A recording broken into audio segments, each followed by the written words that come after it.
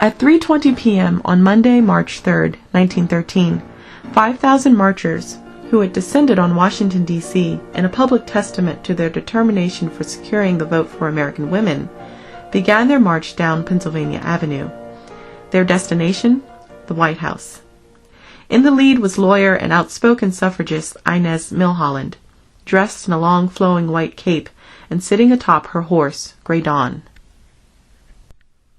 Alice Paul, future leader of the radical National Woman's Party, had begun to plan the landmark parade less than 3 months before, and had used her marketing genius to coincide the parade with the inauguration of President Woodrow Wilson the next day, knowing there would be thousands of people in Washington to witness the suffrage cause.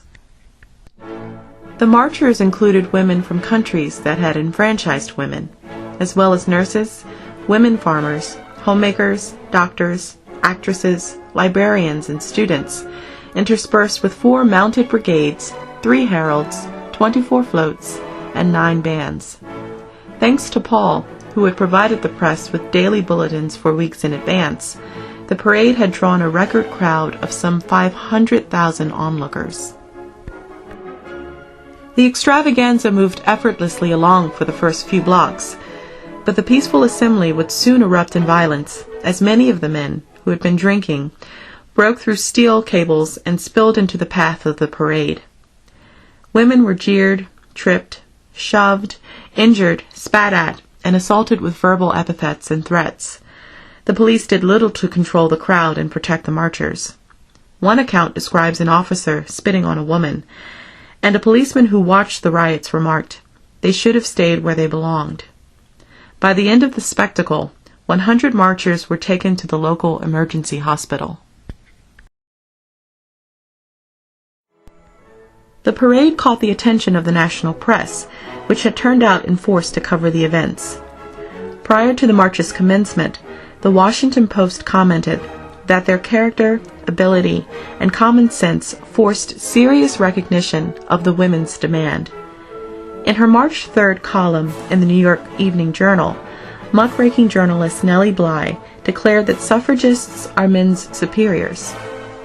Readers across the country, who hadn't known much about the movement, or had only a marginal interest, were suddenly galvanized by the press's descriptions of the violence that broke out at the parade.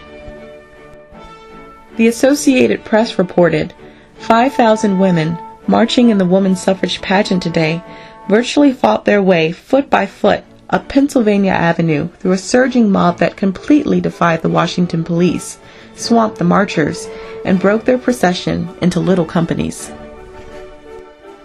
In the weeks that followed, congressional hearings were held on the abuse of the marchers, and the press turned out in force to cover them. The San Francisco Examiner noted, "The suffragettes have gained thousands of supporters in places where they had not looked for converts." The reaction to the violence at the march also won the suffragists the support of the New York Times, even though it was staunchly against suffrage. Whatever one may think of the object for which the women were marching, what they did was in the exercise of the right of the legality and legitimacy of which, as an expression of sentiment and desire, are beyond question, the Times stated. Like other American citizens, they were entitled to protection. The Times' recognition of their constitutional right of assembly gave a greater credence to their right to vote. As a further result of the press's coverage, newspapers became the forum for a broader conversation about women's place in society and public life. While the media's reporting on the women's rights movement still had far to go, its coverage of the 1913 suffrage parade stands out as an admirable effort of reporting on women's campaign for equality.